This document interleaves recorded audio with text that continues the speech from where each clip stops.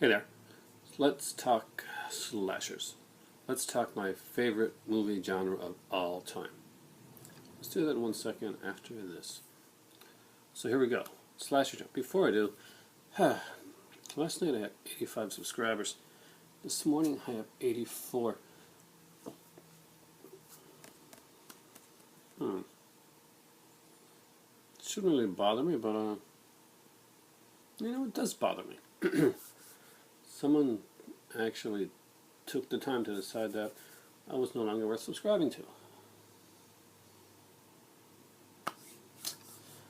Well, it's back to 16 for the contest, but hey, gotta say, yeah, that does bug me a bit.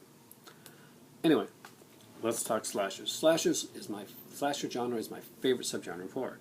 I grew up in the 80s, and slashers were pretty much the it thing, what we did. So, rather than just give you my list of my favorite slashers, I randomly picked slasher films out of my huge amount of slasher films that I have in my collection. I'm going to do a quick talk on each one of them, not a review or anything like that, just a quick overview, and maybe through the ones that I liked, or even the ones I didn't like, you'll find something that you like. That could be your, if you're not into slasher film, can be your gateway drug into slashers, or if you are into them, can be a way for you to find something different and to try something maybe that you haven't tried. Anyway, here goes. A lot of these are going to be pretty mainstream, I think. I'm going to start with, okay, I didn't take Friday the 13th, or the original Halloween, or Nightmare on Elm Street. Those are classics, and if you don't know them, sorry, you should know them. I do reviews on those on their own, retrospectives and stuff. So I kind of want to leave those for that time. Just want to get that out there in case you're expecting Friday 13th hit on this list, or Nightmare on Elm Street. No, they'll get their own ones, and they deserve them. First up is a teen slasher film that is actually probably an offshoot of the whole Scream genre. And that is I Know What You Did Last Summer. How did I feel about this film? I didn't mind it, actually. Is this a great slasher film? No. Is it as bad as everyone said it was? Hell no, it's not. It's a young cast, it's for a younger audience, and it's a good gateway into slasher films. I enjoyed the sequel, actually, to this one, better than the original. I don't know why, even though there's so many inconsistencies in those films, but you don't watch slasher films looking for like a nitpick. You're not. If you had a nitpicker's guide to slash films, it would be so huge. But no, Kevin Williamson's brand of writing for anything else I like. I remember watching Dawson's Creek back in the day, and having people come along and say, "Oh my God, there's no one in real life like Dawson. Nobody talks like Dawson in real life. Nobody says stuff like that." Yeah, well. Look on YouTube. Look at my channel.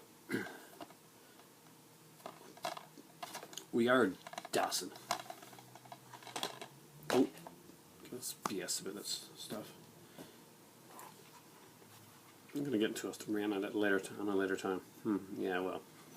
The next one is a cheap B that I picked up for 50 cents, and it's the whole trilogy of a film called Cant Blood.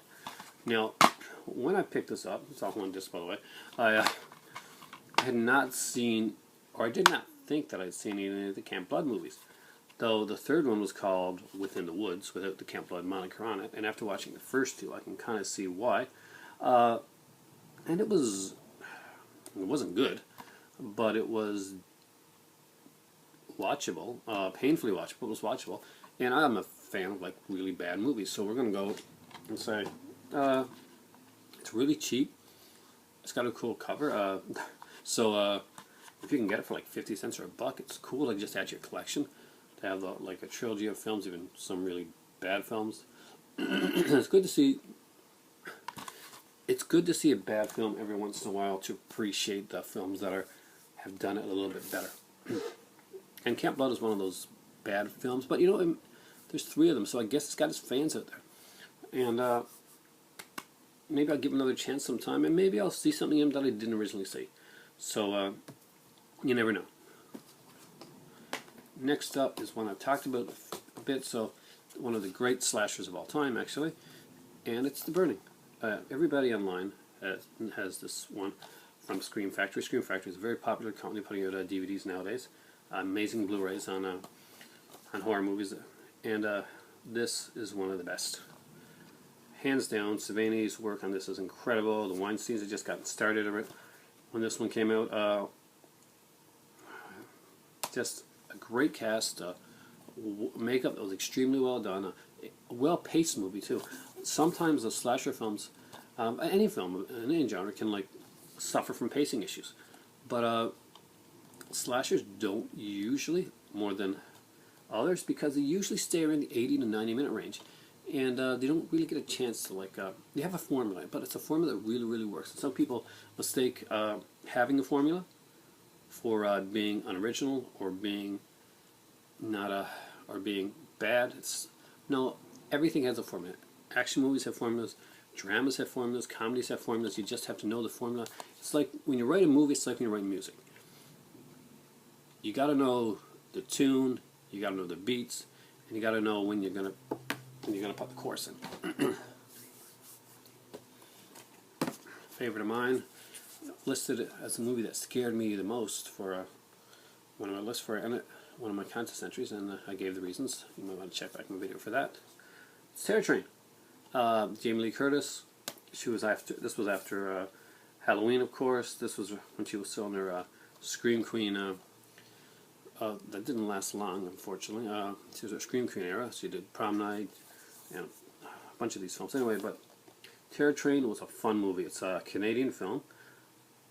Roger Spotswood did it, and we have Ben Johnson, who was a big actor, and he's a big Western actor in that. He was a very much cowboy guy, playing the conductor in this. So he's got a small but an important role. I've heard nothing but good about the actor Ben Johnson whenever I see him in movies or in these retrospectives on westerns and older films and stuff like that. They mention what kind of like a gentleman he was. What a nice guy. And but Terror Train is a fun one. This one, usually a killer has a mask, or is not seen, or you just see the gloved hands. But in this one here, the killer puts on a lot of different masks. It's a train, and it's basically I'm not sure if it's Halloween or if it's just a costume party type thing on the train. But I think it's a costume party. But the killer kills people and goes into their costume, and eventually you find out the killer's ultimate costume is something that's been in front of your face all along. Haven't seen the movie? Intrigued? Go watch it. Coming to the more supernatural slashers, we got Maniac Cop. Maniac Cop was a great film with a great cast. I've talked about this one a lot. It's one of my faves. Maniac Cop 2 and 3 are finally going to come out on Blu-ray, and I'm really excited about that. You got a killer cop that's just going around.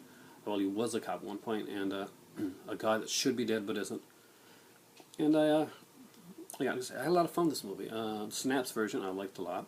I know there's an Arrow version. I'm not sure if maybe the features are more or whatnot, but I just liked the way this was put together. I really like Snap's stuff. Next up is one of the ultimate when it comes to indies. Indie slashers don't get enough credit, but I've given this one credit, and I will continue to do so, and that is Orphan Killer. That is an incredible looking mask. Basically, brother and sister are separated at an orphanage. Sister goes to a nice home. The brother stays at basically the orphanage with the nuns and gets tortured. And let's just say he comes back with a vengeance. In slasher movies, it's often about the killer coming back to get revenge from being wronged or slighted, or at least thinking he's wronged or slighted. He or she's wronged or slighted in some way. And that tends to be like a prevalent thing with the slasher genre. And I really enjoy that, actually. Some are better than others. A lot of times you don't know the killer. Sometimes, like the more popular ones, like a Friday 13th, Part 2 and on, you'll know who the killer is, and it'll be a little bit unrealistic, but you'll go with it because you're just having a fun time. Speaking about unrealistic fun times, here's one that a lot of people hate on. You know what? I don't think it was that bad. I watched it, and when I was watching it, I enjoyed it. My soul to take. Is this a perfect movie? No. Does this have a good concept? Well, yes, it has a very good concept. I don't know. I liked it. I mean, I went in ready to hate on this thing. I just bought it for like $2 at a Blockbuster sale once, and everybody told me, "Oh, you don't want to see this. It's horrible. It's like your nation of the slasher genre." But it wasn't that bad. I mean, it was.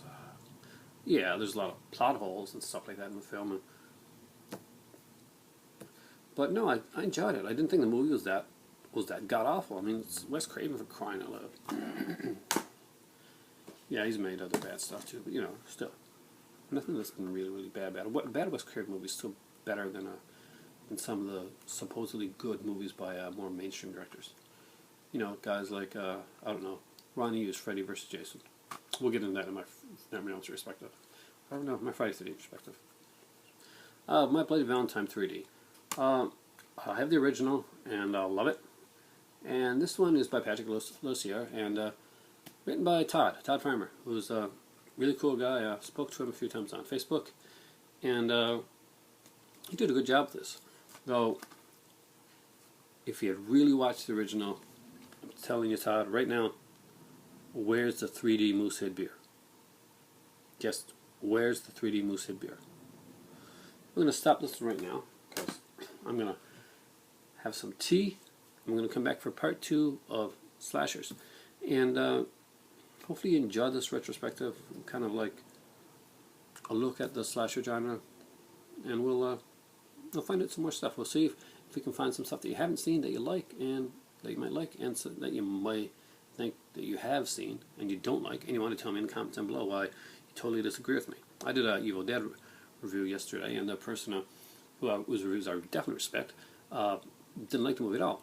But it was really cool that the person commented down below, David Koenig, to let me know that I did a review, I didn't like it so much, type thing. And it's kind of cool. You get a back and forth rapport there, and you find out what other people liked or didn't like about things, and I enjoy that. But right now it really is time for tea. And next up is the slasher part 2. I hope you enjoy it. I hope you comment. I hope you subscribe if you haven't. If you've unsubscribed and you're watching, give it another chance. Cheers.